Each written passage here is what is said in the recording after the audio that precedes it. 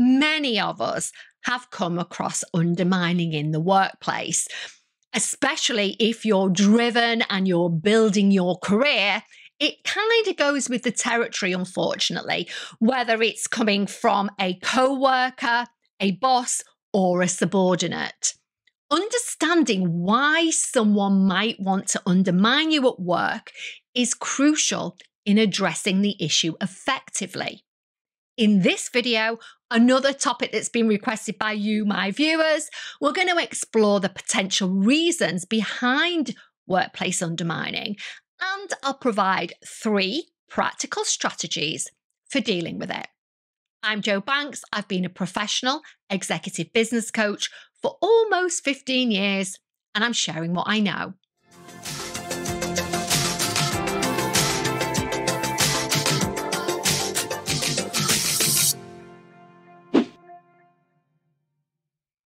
Before I get into the detail of today's topic, I would be so incredibly grateful if you could just take a moment to like, comment, subscribe, and hit that notification bell, because it really does make such a massive difference to helping me build this channel. So I really appreciate it if you do that. Part 1, the whys of workplace undermining. There are, of course, many reasons why someone might decide to undermine you. And although it might be a boss, a coworker, or a subordinate who's doing the undermining, the reasons are pretty universal. So let's take a look at what they are. Firstly, we've got jealousy and insecurity. One of the most common reasons for workplace undermining is jealousy and insecurity. Before I set up my coaching practice 15 years ago now, I spent 20 years as a senior HR professional. So I have seen an incredible amount of this type of behaviour throughout my career. When someone feels threatened or inadequate in comparison to their colleagues, they may resort to undermining behaviour in order to level the playing field or to gain a perceived advantage. This can manifest in various different ways, such as spreading rumours, sabotaging projects, or trying to undermine your confidence. Next, we have competition and ambition. Workplaces are often competitive environments, and individuals with high ambitions may resort to undermining their co-workers or superiors in a way to climb the corporate ladder. They may view you as an obstacle in their path to success and use various tactics to hinder your progress. This could involve taking credit for your work, spreading negative feedback or rumours, that's a really common one, or undermining projects intentionally. Next, we have insecurity about their own role. In some cases, colleagues might feel insecure about their own role within the organisation, leading them to undermine you to make themselves feel more valuable. By diminishing your performance or your reputation, they may believe that they're securing their own position in the company. Fear of exposure. Sometimes individuals who engage in undermining behaviour have something to hide, such as incompetence, unethical practices, or even a lack of skills. They may undermine you in order to divert attention away from themselves and their own shortcomings. It's kind of like a smoke screen to protect themselves from scrutiny. Lack of recognition. If someone feels that their hard work and contributions are going unnoticed or unappreciated, they may resort to undermining you as a way of putting themselves in front of you to get that recognition or acknowledgement. This can be especially challenging when your coworker feels that they deserve promotions or rewards that you've got and they haven't. Part 2, dealing with workplace undermining. Understanding the motivations behind undermining behaviour is only the first step to dealing with it. In order to deal with it, you need to take a proactive approach. Here are 3 strategies to address workplace undermining. I have covered these off in previous videos. I'll leave the links to those below. You might want to go back and have a quick look at those too, because I might go into them in a bit more detail. Strategy 1, open and constructive communication. One of the most effective ways to deal with undermining behaviour is through open and constructive communication. Whether the undermining individual is a coworker, boss, or subordinate, initiating a dialogue can help uncover misunderstandings and resolve conflicts. Here's how to approach it. Firstly, choose the right time and place. Arrange a private and neutral setting to discuss your concerns. Before I get into that though, one thing I would say is that whenever you come across undermining behaviour, don't just let it go. You should always try to tackle it, nip it in the bud, because there are certain types of personalities, which I've discussed in previous videos, that if you allow their undermining to continue and you don't nip it in the bud, they will see you as being a weak person and a target. And then that undermining behavior will only escalate. So it's always a good idea to nip it in the bud. So here's how to approach it. Choose the right time and place. Arrange a private and neutral setting to discuss your concerns. This allows for an open and candid conversation without distractions. Express your concerns. Clearly and calmly communicate your concerns about the undermining behaviour you've observed. I would always recommend that you write some notes when you have this conversation, because when you start to talk to somebody about these types of issues, it can get very emotional and you want to stick to facts.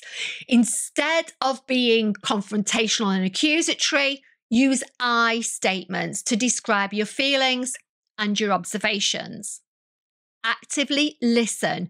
Give the other person the opportunity to express their perspective. This can help you understand their motivations and concerns, which may reveal potential solutions or areas for compromise. Seek common ground. Look for common ground and areas where both of you can agree. Finding shared goals or objectives can help resolve conflicts and foster a more positive working relationship. Set clear expectations. This is the most important thing if the person doing the undermining is a subordinate. Really crucial if that's the case. If necessary, outline your expectations of how you'd like to work together in future. Clear communication of boundaries and mutual respect can go a long way in preventing further undermining behaviour. Strategy 2, and again, this is one I've discussed quite a few times before. Document and maintain objectivity. Documentation is a critical component of dealing with undermining behaviour, as it provides evidence if the situation does escalate or needs to be reported to either higher management or HR. Here's how to go about it. Keep detailed records. Document each instance of undermining behaviour, including the date, time, location, individuals involved, and any witnesses. Keep a brief description of the incident and be as objective as possible. Maintain objectivity. While documenting, make an effort to stay objective and avoid subjective judgments. Focus on the facts and the impact of the behaviour. That said, I would also just keep a note of how it made you feel, because weeks or months down the line, you might not be able to remember that and things can get very muddy. So keep a note of those things too. Next, we have gather witnesses. If possible, identify any witnesses that were around when the undermining behaviour has taken place and encourage them to make a statement or give some documentation as well. Collaborative accounts can really strengthen your case. Seek feedback and guidance. Periodically review your documentation with trusted colleagues, mentors, a coach like me, or HR professionals to ensure that you're taking an objective and effective approach to address the issue. Strategy 3, seek support and build resilience. Dealing with undermining behaviour can be emotionally draining and really challenging, and it impacts on every area of your life. What goes on in work crosses over to home, and what goes on at home crosses into work.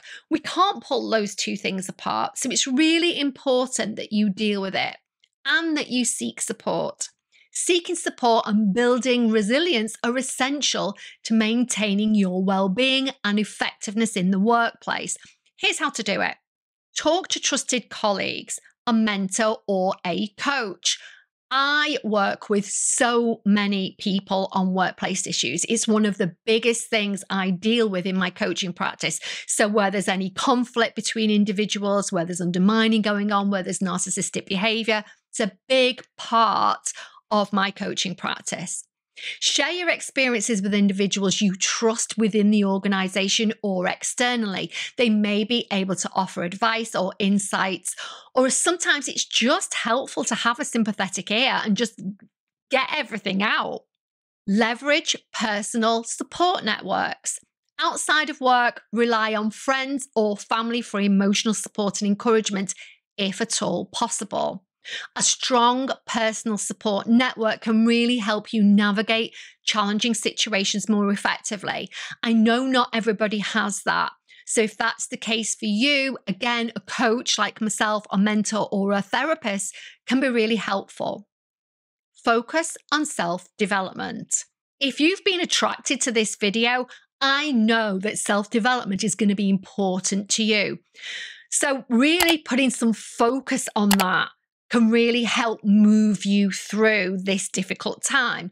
By continuously improving your skills and your knowledge, you're going to build that solid foundation for your career and make these challenging situations and undermining people a bit easier to deal with. If you're coming across it now and you are in the course of building your career, undoubtedly you're going to come across it again. So learning more about yourself, building that self-development, looking at areas for improvement are really critical.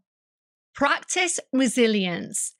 Developing resilience, and I know resilience is a very wide-reaching term that's used now, but focusing on things like self-care, stress management, the basics that I described in a previous video, which is sleep, food, water, exercise, can make a massive difference to your resilience, as can maintaining a positive attitude. Resilience is your ability to bounce back from challenging situations and continue to thrive in your career. So any emphasis you can place on that is going to pay dividends. It's stuff that I work on myself personally every single day. There isn't a day that goes by that I don't work on my resilience. The wrap up. Workplace undermining is a complex issue, and it can be incredibly emotionally draining and professionally taxing. But by understanding the potential motivations behind someone who's doing that type of behaviour and using strategies like we've discussed here, open communication, documentation, support, and building that resilience can really help address the issue effectively.